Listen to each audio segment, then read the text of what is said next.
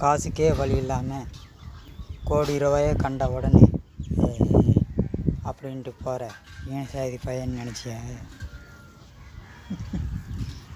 வீரல்ல பிச்சை எடுத்தாலும் சொந்த தட்டில் கௌரவமாக பிச்சை எடுக்கணும்னு நினைக்கிற ஆள்தான் நாங்கள்லாம்.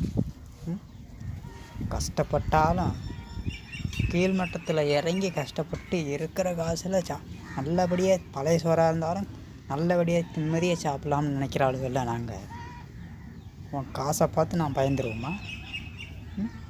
உன் காரை பார்த்து நாங்கள் சொகுசு வாழ்க்கை வாழ்ந்துருவோமா? நாங்கள் போகிறது மாட்டு வண்டியாக இருந்தாலும் குடும்பத்தோடு சந்தோஷமாக போகிறதுங்க. காரில் அனாதை மாதிரி போகிறதுங்க. கூட்டத்தோடு சேர்ந்து வாழ்ந்தா தானப்பா நன்மை. தனியாக வாழ்ந்து கடைசியில் ஒரு நாதியோடு இல்லாமல் போகிறதுக்கா அந்த நிலைமை வேணும்.